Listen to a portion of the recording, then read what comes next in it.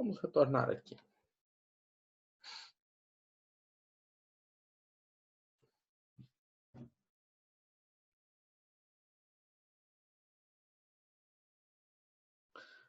Então tá. Bom, essa segunda parte aqui, nós calculamos já o ângulo interno, tá? Agora, então, nós vamos partir para a área do triângulo.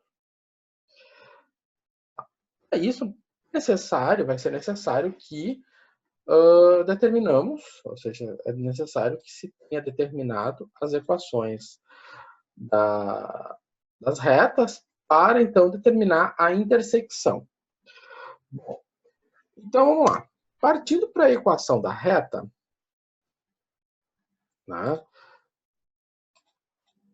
o que nós vamos ter? Vamos pegar essa primeira reta. Reta em azul.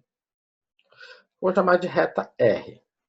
Bom, a reta R, qual vai ser o meu coeficiente angular? Né? O coeficiente angular dela é menos 4.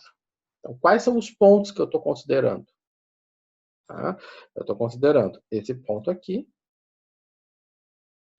meu ponto A. Quais são as coordenadas do ponto A? 0 para x, 4 para y.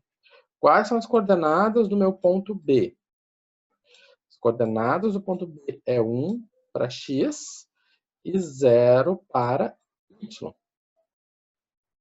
Desta maneira, se eu for calcular a declividade da reta tangente, eu vou considerar, então, vamos botar aqui, YB menos YA dividido por XB menos XA, eu vou ter exatamente o que eu tenho ali em cima. Tenho XB, ou melhor, YB menos YA. Então, eu tenho aqui o YB, eu tenho aqui o Y do ponto A. Eu tenho aqui o X do ponto B e eu tenho o X do ponto A. Ah, mas eu pensei em fazer YA menos YB sobre XA menos XB. Ok. Então vai ficar 0 menos 4, 1 menos 0. Ficou o mesmo menos 4. Bom, dessa maneira, tá? Nós temos o seguinte. Tá? Então, a minha declividade da reta em azul, da reta R, é menos 4. A minha equação de reta é menos 4x mais 4. Da onde que eu tirei o mais 4, né? Lembrando que a minha equação de reta é AX, que é a minha declividade, mais B. Ou, se você lembrar do material que eu postei lá, era MX mais N. Então, só para a gente recordar que, às vezes, os nomes podem parecer AX mais B ou M mais N. Tanto faz. Bom, como é que eu já tirei daqui esse 4? Tem alguma coisa a ver com esse 4? Ou é esse, né? É muito simples.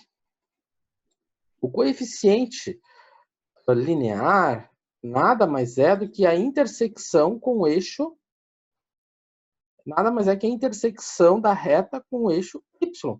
E quando eu intersecciono a reta com o eixo y, se eu pegar o ponto A, no ponto A eu tenho x é 0, y é 4. Então, se eu tenho a reta y menos 4, x mais b, o meu y vale 4, o meu x vale 0. Então, quanto é que é 4 vezes 0? É 0, então vai ficar 4 igual a b. Não preciso fazer essa conta, é só olhar no gráfico. Ah, a reta está cortando o eixo y em 4. Então, aqui é mais 4. Por quê? Porque se o x for 0, né, nesse ponto x é 0, o y é 4. Ok. Tá. Agora, vamos para outra reta. A reta S. Na reta S, nós temos uma declividade que é menos 3/4, né? Bom, se eu pegar, né, aqui esse ponto, vou chamar de ponto C, e esse aqui, o ponto D, né? O meu ponto, o que eu tenho? Eu tenho A igual a YC menos YD, né? Quem é o ponto C? O ponto C é 0 para X e 3 para Y. Quem é o ponto D? O ponto D é 4 para X e 0 para Y, né? Sobre XC menos XD, né? Então, a mesma coisa se fizesse o contrário. Se fizesse YD menos YC, seria XD menos XC. Da mesma maneira, né, nós vamos obter também o coeficiente linear, né? E esse coeficiente linear é 3, é onde intersecciona o eixo Y. Tá. Mas a grande questão nesse primeiro momento é determinar, né, o ponto I, a intersecção entre as duas retas. Né? Então, o que vai ser esse meu ponto I? Então, nesse ponto I, as duas retas se encontram. Então, como é que nós vamos fazer isso? Nesse ponto onde as retas se encontram, o x e o y é igual nas duas retas. Ou seja, o ponto I, o valor de x no ponto I, o valor de y no ponto I, ele satisfaz as duas retas. Dessa maneira, tá?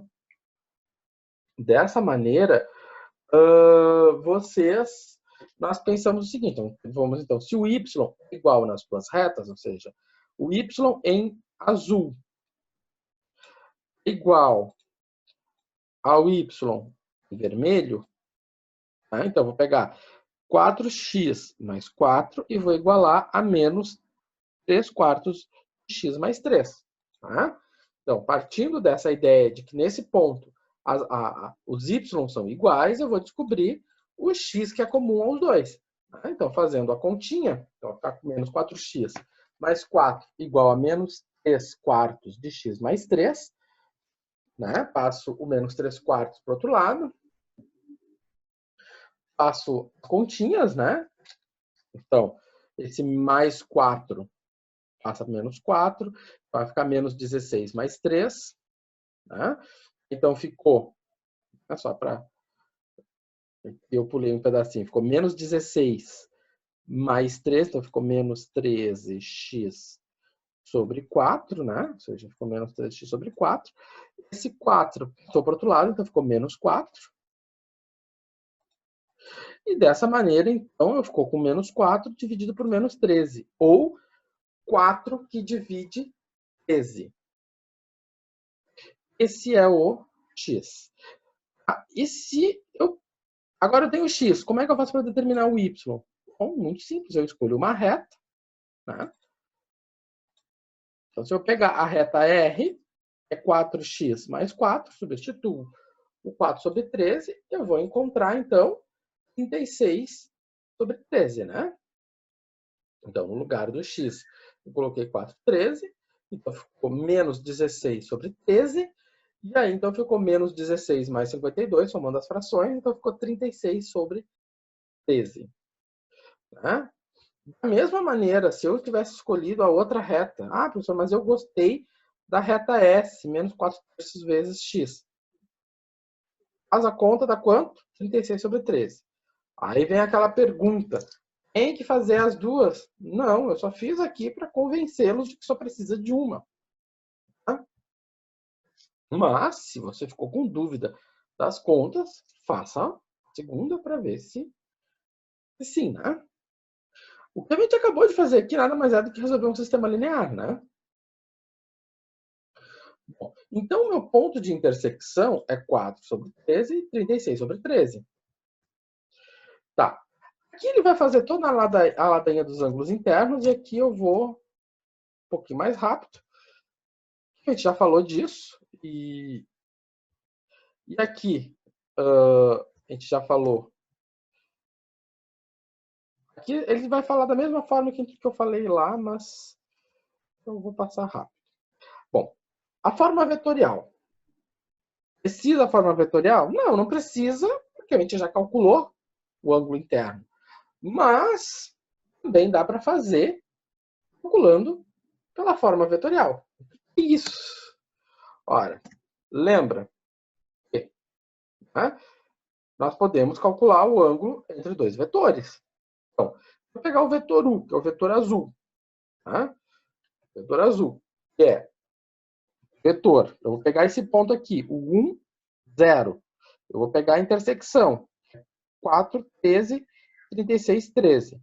Tá? Então, se eu for pegar o vetor que vai, né, vou chamar aqui de ponto A. Se eu pegar o vetor IA, né, vai ficar quanto? Vai ficar A menos I. Né? Ou seja, A menos I. Então, está aqui o A menos o I. Certo? Então, pegando esse vetor em azul, tá? Eu vou ter 9 trezeavos menos 36 trezeavos. Tá?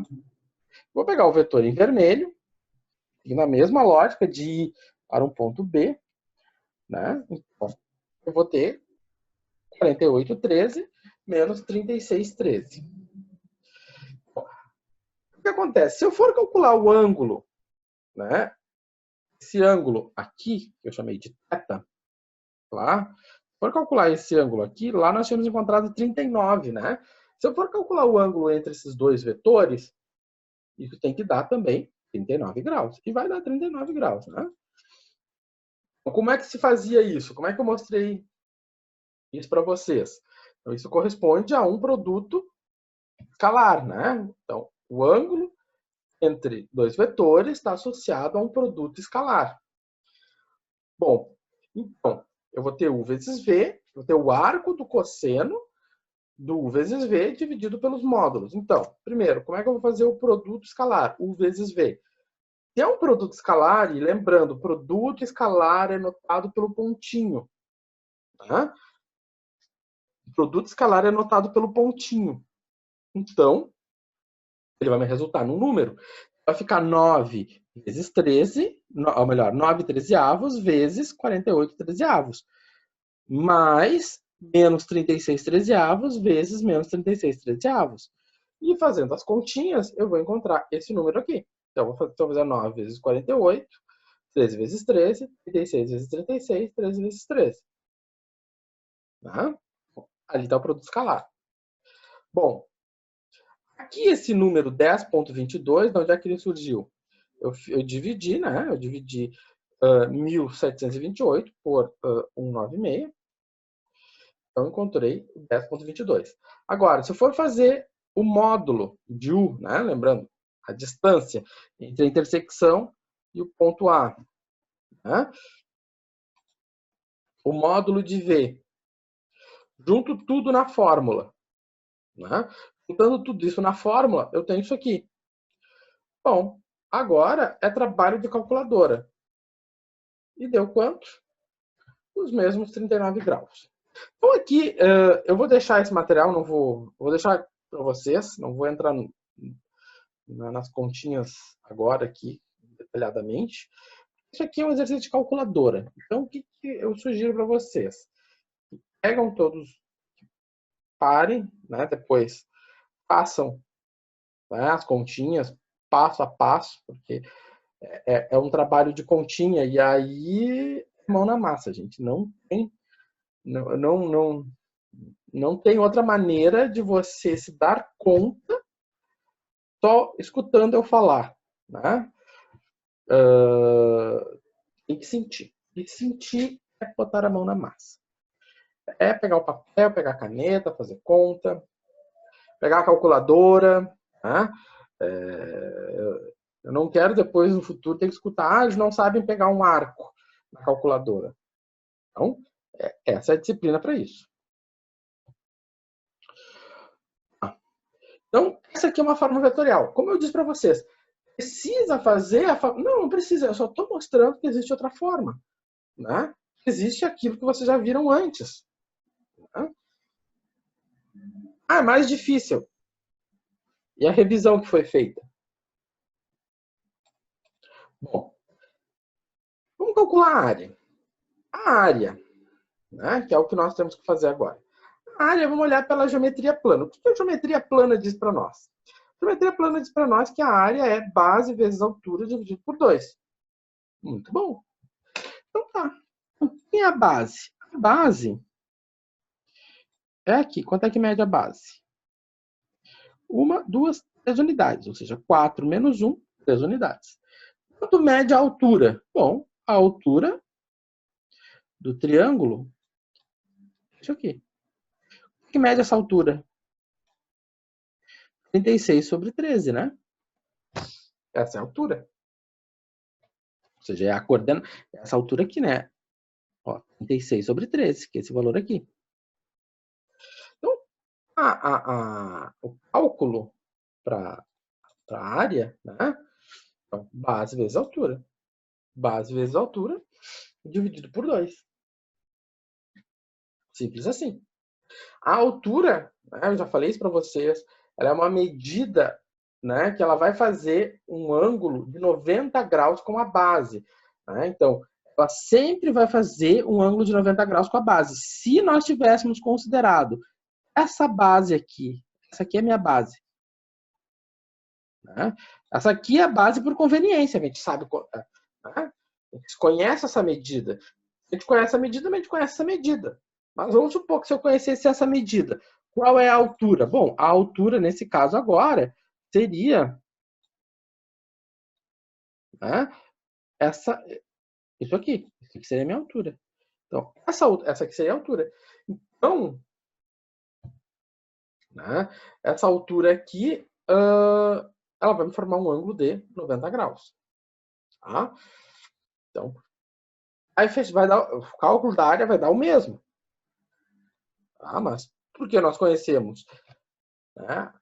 É mais agradável aos nossos olhos, né? A base, esse lado azul. Né? Então, seguimos aqui. Então, fazendo a continha, nós vamos obter 4,15 unidades de área. Tá? Então, vamos à geometria plana. Podia ser assim? Pode ser assim. Não tem problema. Porém, nós conhecemos da geometria analítica outra forma de calcular. Como é que é outra forma de calcular? Considerando os vetores. Se eu considerar o vetor U, se eu considerar o vetor V. Tá? O que nós vimos algumas aulas atrás?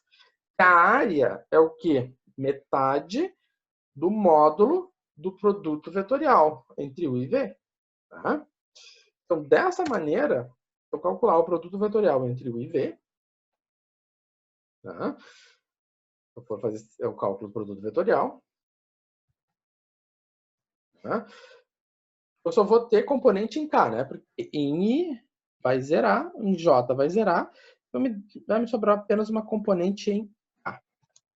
Então, dessa maneira, o meu K vai ser quanto? Vai ser 1404 sobre 169.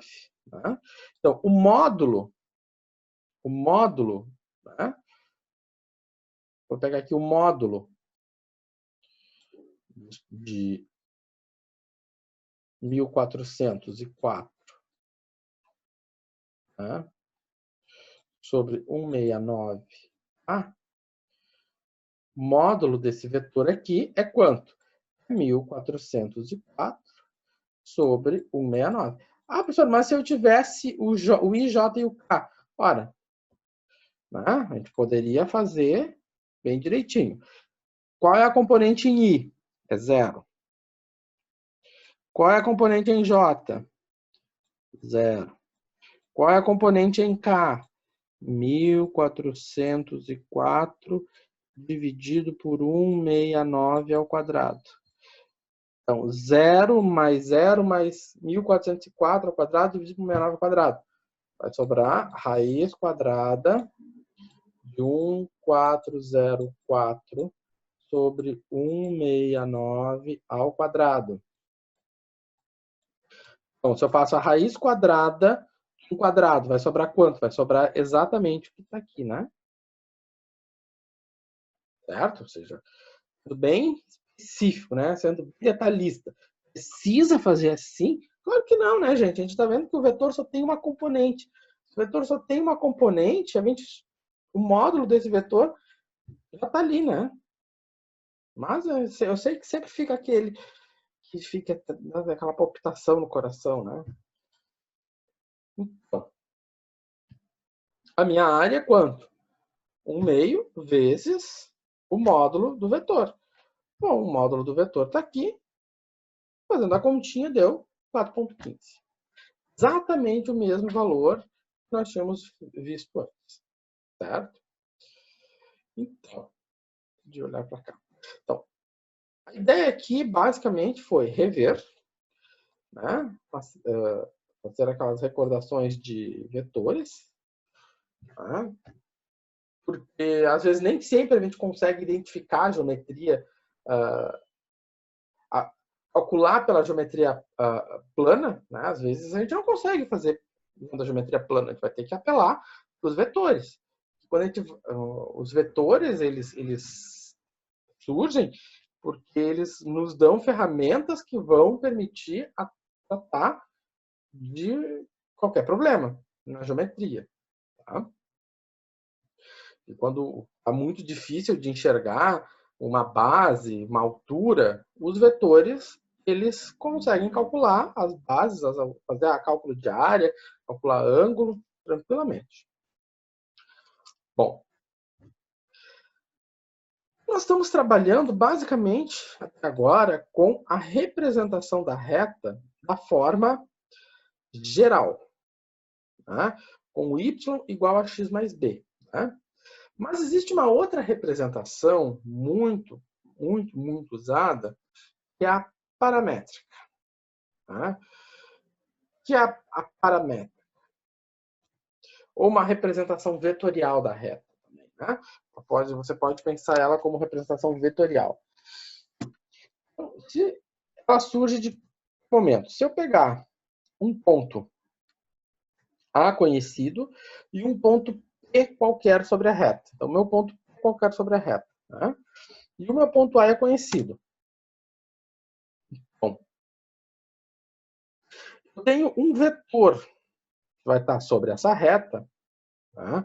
O vetor AP, um ponto A conhecido e um ponto P, que é qualquer ponto sobre a reta.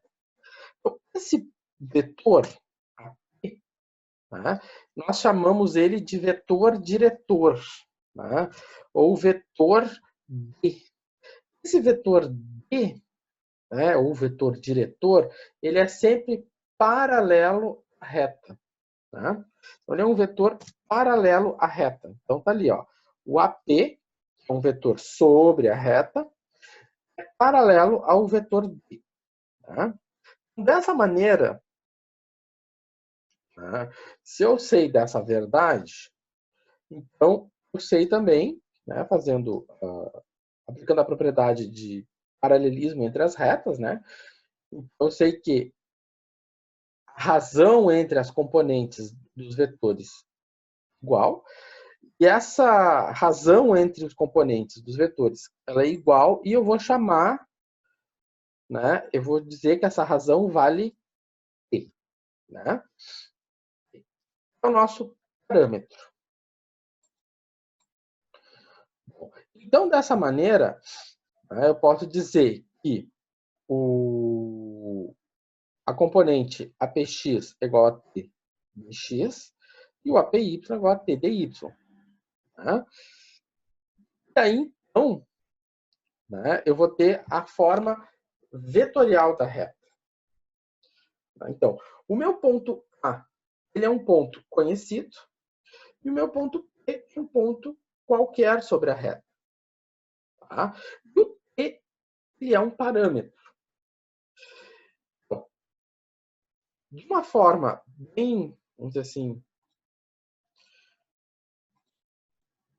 da forma que as coisas vão aparecer para vocês, né?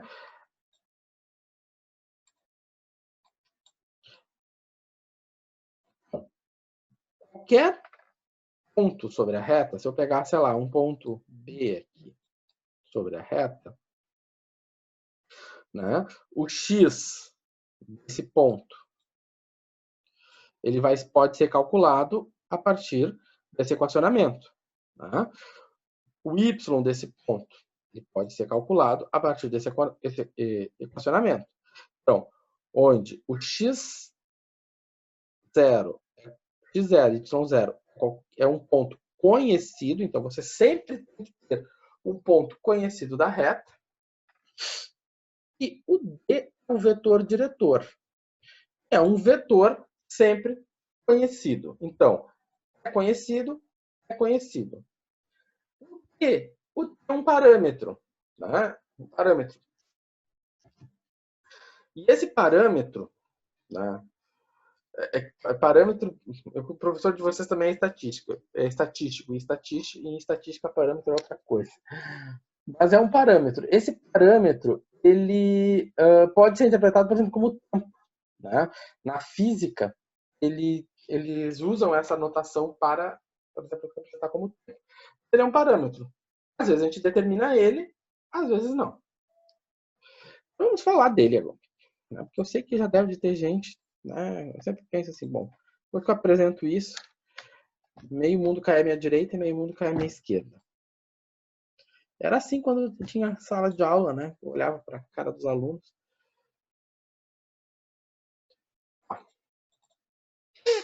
Então, vamos olhar para esse exemplinho aqui. Tem dois pontinhos, bem bonitos. Né? E esse meu ponto D é 6i mais 2j, né? Então, aqui, 6 para i, 2 para j. Então, o meu ponto A é 3 e 3. Então, x vale 3, y vale 3. Então, se eu pensar, se eu olhar para a equação da reta, né, na forma paramétrica, então, a equação dessa reta na forma paramétrica vai ser 3 mais 6t. Então, é esse 3 com esse 6 aqui. E 3t mais, ou melhor, 3 mais 2t, ou seja, é esse 3 com esses dois aqui. Certo? Aqui vem o ponto A e aqui vem as componentes do vetor D. Então, coordenada em x, componente em x. Coordenada em y, componente em y. Não misturem. As coisas são sempre muito bem organizadas. Vamos ver o seguinte. Se eu tiver um ponto... Se eu tiver um t igual a zero, onde é que eu vou estar? Né? O t igual a zero marca um ponto. Então, o ponto t igual a zero é o ponto A. Se o meu t for igual a 2, tá? Se o meu t for igual a 2, eu vou estar em 15 e 7, ou seja, eu vou estar aqui. Igual a 0, igual a 2. Exatamente sobre a reta. Esse eu acho mais outro ponto. Se o meu t for igual a menos 1/2, pode? Pode, eu não disse, não falei nada se o t é tempo. Né? É um parâmetro, pode ser qualquer coisa. Então, t igual a menos 1/2. Tá? Se o t for igual a menos 1/2, que ponto ele vai estar? Ele vai estar aonde? Em 0 para x e 2 para y. Tá? Só fazer a conta. Então, ficaria quanto? Ficaria 3 mais 6 vezes 1/2, menos 1/2. E 3 mais 2 vezes menos 1/2. Então, vai ficar 3 menos 3, 0.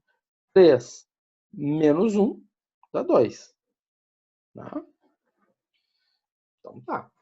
Você vê o seguinte, que a reta agora, né? Nós conseguimos nos deslocar sobre a reta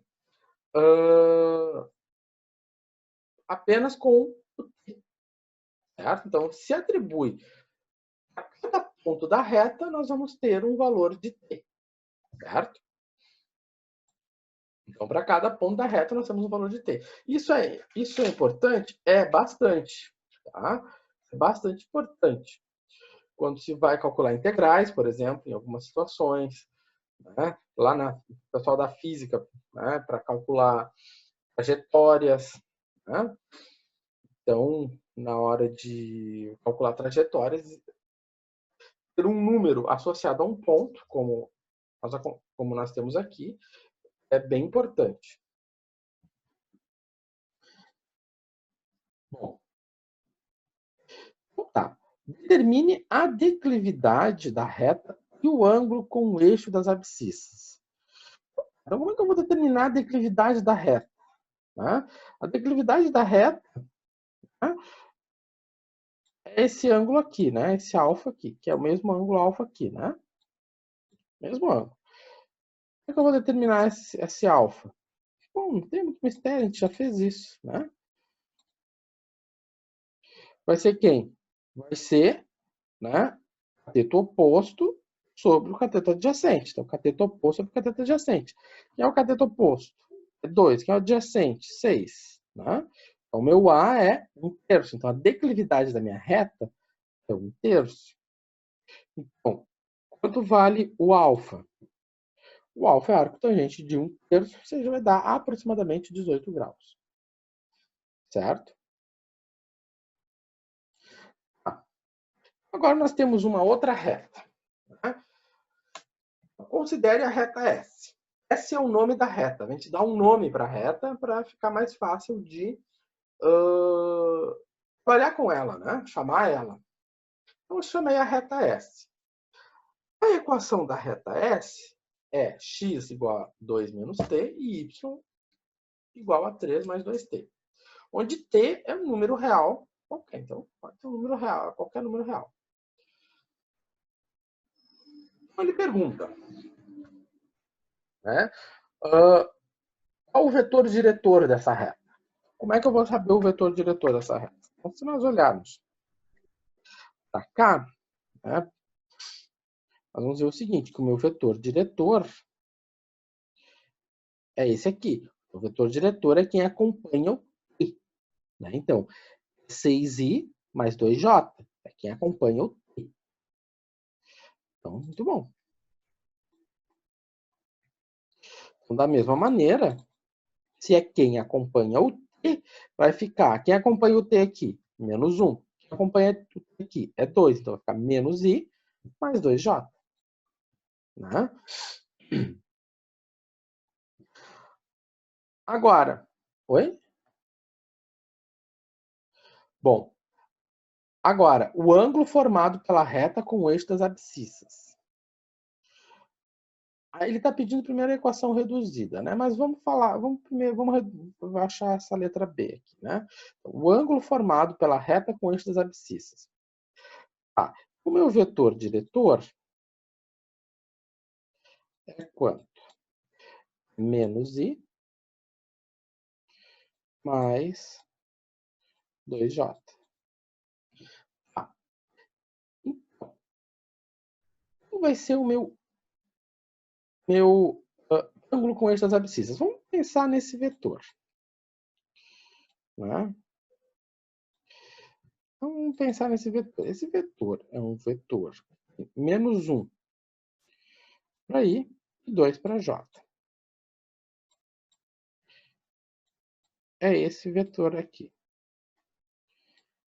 Então, a reta ela é paralela a esse vetor diretor, o vetor D. Então, o ângulo que a reta faz com o eixo das abscissas é o mesmo ângulo que o vetor diretor faz com o eixo das abscissas. Esse aqui. Alfa. Bom, então tá. Então, se eu olhar para esse triângulo retângulo aqui, tá? O que eu tenho? Eu tenho que falta para fechar o 180, né? Eu vou ter esse ângulo azul, que eu vou chamar de beta, que vai, tá? Que é o que falta para 180. Então, qual é o que eu sei? Que a tangente beta é quanto? Né? É o cateto oposto. Quem é o oposto a beta? Bom, a medida aqui vale 2. Quem é o adjacente a beta? Ah, é menos 1. Não. É uma medida de um triângulo retângulo. Então, essa medida aqui é 1. Ou seja, se eu olhar para um triângulo retângulo, essa medida é 1. Mas a coordenada do ponto é menos 1 e 0. Então, a minha tangente é 2. O que acontece? O beta é quem? O arco, né, da tangente de 2. Ou seja, vou só pegar aqui a calculadora.